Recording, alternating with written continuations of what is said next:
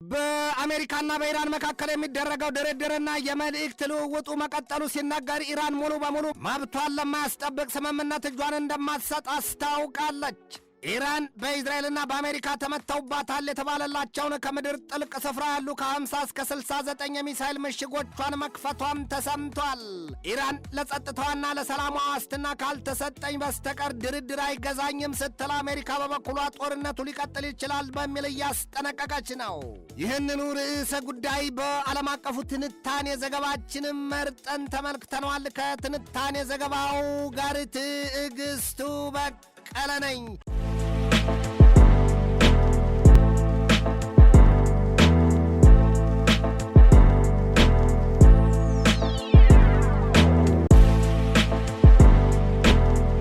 በወደቀ ዛፍ ምሳር ይበዛዋል ይሏል። ሰሞኑን ሲወራ የነበረውና የኢራኑ ፕሬዚደንት ማስዑድ ፔዜሽኪያን ስልጣናቸው ሊለቁ ነው ሲባል የነበረው ሁሉም ነገር ሐሰት ነው ስትል ኢራን አስተባብላለች። እሳት በሌለበት ጭስ አይጨስምን የሆነው የኢራኑ ፕሬዚደንት ማስዑድ ፔዜሽኪያን ከስልጣን የመልቀቅ ወሬ የተናፈሰው ደግሞ በጸረ መንግስት የብዙሃን መገናኛ ተቋማት በተሰራጨ ዜና ሲሆን ያንን ዘገባም ለማስተባበል የኢራን የመንግስት ብዙሃን መገናኛዎች አበክረው እየሰሩ መሆኑን የተገለጠው ዛሬም በስደት ላይ ካሉት የኢራን ልጆችና ብዙሃን መገናኛ ተቋማት የተገኘው መረጃ እንደሚያሳየው ያውም ከትናንት በስቲያ መሆኑ ነው። በአውሮፓኑ አቆጣጠር ግንቦት 31ኛው ቀን አመሻሽ የኢራኑ ፕሬዚደንት ማስዑድ ፔዜሽኪያን የስልጣን መልቀቂያ ደብዳቤያቸውን ለሀገሪቱ መንፈሳዊ መሪ አያቶላ ሙጅተባ ካሚኒ ያስገብተዋል ነው ያለው። እንደ ዘገባው ጥልቅ ይዘት ታዲያ ፔዜሽኪያን ያሰጋቸውና ከስልጣናቸው ለመልቀቅም ከውሳኔ ያደረሳቸው ጉዳይ የሀገሪቱ አብዮታዊ ዘብ ኃይል ሁሉንም ስልጣን ለመቆጣጠር የማሰፍሰፉ ነው ሲል ያሳያል። ፕሬዚደንቱ አስገብተውታል በተባለው የስልጣን መልቀቂያ ደብዳቤያቸውም ይላል ዘገባው እያስረገጠ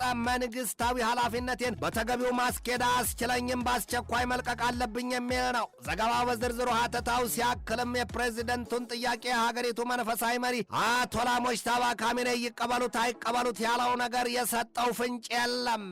የኢራን መንግስት በበኩሉ በዚያው ቀን ወሬው የተቀነባበረው በውጭ ሀገራት የጠላት ቅንብር ነው ሲል ማጣጣሉና የሀገሪቱ የኮሚኒኬሽን ዘርፍ ኃላፊ ሰይድ መህዲ ታባታባይም ጽህፈት ቤት ባወጣው መግለጫው በጠላቶቻችን ብዙሃን መገናኛዎች የስነ ልቦናና የሐሰት ዘመቻ ታውጆብናል ሲሉ ክፉኛ ተችተውታል።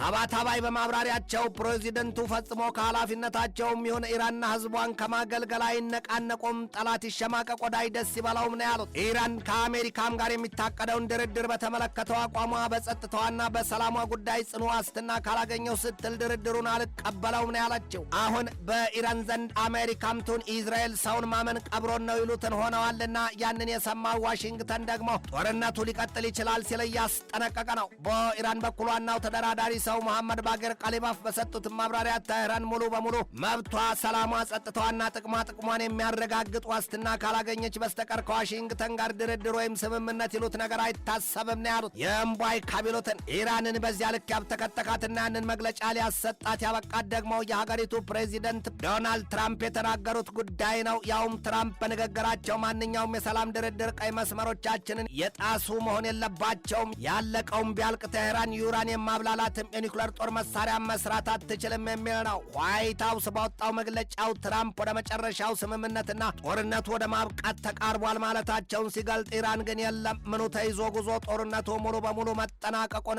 ልክ ለልክ ሳንተማመን እንዴት ተብሎ እንዴት ሆኖ ስትል እያስጠነቀቀች ነው። ትራምፕ ግን ባለፈው አርብ ዋይት ሀውስ ካደረጉት ስብሰባ በኋላም ቢሆን የወሰኑትና ያሉት የፈረሙት ነገር እንደሌለም የአሜሪካ ምንጮች ለአዣንስ ፍራንስ ፕሬስ ተናግረዋል። በሲንጋፖር የጸጥታ ጉባኤ ላይ ሲሳተፉ የነበሩት የአሜሪካው የጦር ሚኒስትር ፔት ሄግሴት በበኩላቸው አስፈላጊ ከሆነም ሀገራቸው ጦርነቱን ለመጀመርና በኢራን ላይ የከፋ እርምጃ ለመውሰድ የሚያስችሏት አደገኛ የጦር መሳሪያዎች እንዳሏት ነው በኩራት የገለጡት። የሚናከሱ ሻይ ጮኸም ይሏል።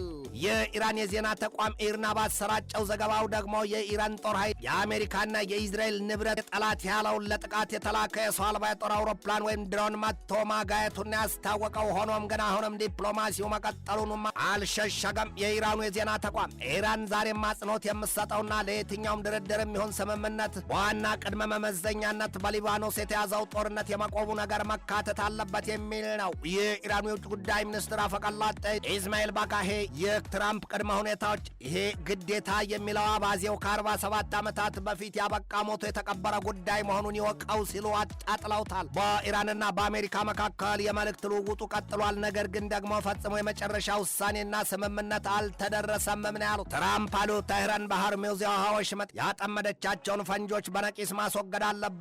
ወሽመጡንም ሙሉ በሙሉ መክፈት ግዴታዋ ነው። ያውም ሲባል ሰባራዊም ሽራፊ ሳንቲም ከመርከቦች ክፍያ ሳትጠይቅ ነው ያሉት። አሜሪካ የዘጋችውን የኢራን ወደቦች ትከፍታለች ሲሉም ገልጠዋል። አሜሪካና ኢዝራኤል የኢራንን የተብላላ ዩራኒየም ጨርሶ ለማስወገድ ተስማምተዋል ነው ያሉት። ያ ደግሞ ለኢራን ለአንገቷ የተዘጋጀና ሲፋጭ የሚሰማት ሰይፍ ነውና ትነካውም ነው የሚባለው። የኢራን ቴሌቪዥን ቅዳሜ አመሻሹን ባሰራጨው ዘገባው አሜሪካ የያዘችውን የኢራንን 12 ቢሊዮን ዶላር መልቀቅ አለባትን ያለው። አሜሪካን በበኩሏ በታቀደው የ60 ቀናት ጊዜ የኢራንን 12 ቢሊዮን ዶላር ለመልቀቅ እንደምትችል ተገልጧል ነው የተባለው።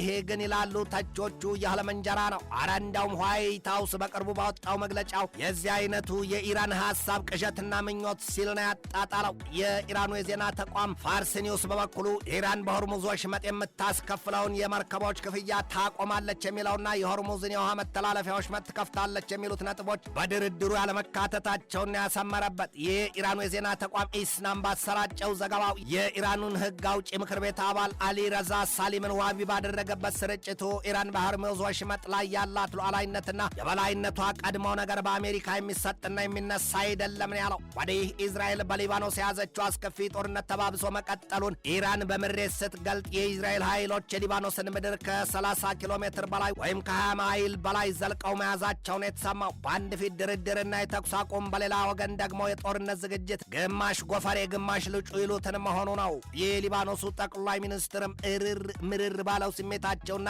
ንግግራቸው ያሉት ነገር ቢኖር ኢዝራኤል ያጸናችው መሬት የመያዝና የመቀማት ወዲያም የጅምላ ቅጣት መሆኑን አረጋግጠናል ነው ያሉት። የአሜሪካው ፕሬዚደንት ዶናልድ ትራምፕ በኢራን በገቡበት ጦርነት ያጡትን ሁሉንም ነገር በዲፕሎማሲ ሊያሳኩት አይችሉም ሲል የሂንዱ ዘገባ አገላልጦ ያሳይባቸዋል።